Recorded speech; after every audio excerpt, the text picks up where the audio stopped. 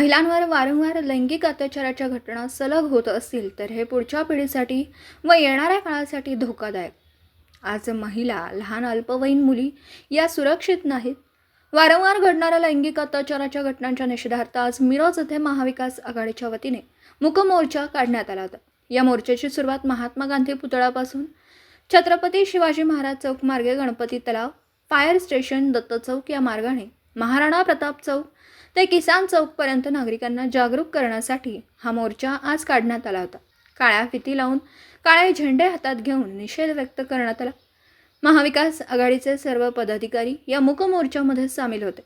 यावेळी शिवसेना, उद्धव ठाकरे गट, काँग्रेस पक्ष, आपचे सर्व पदाधिकारी, राष्ट्रवादीचे पदाधिकारी व इतर सर्व महाविकास आघाडीचे कार्यकर्ते, पदाधिकारी उपस्थित होते.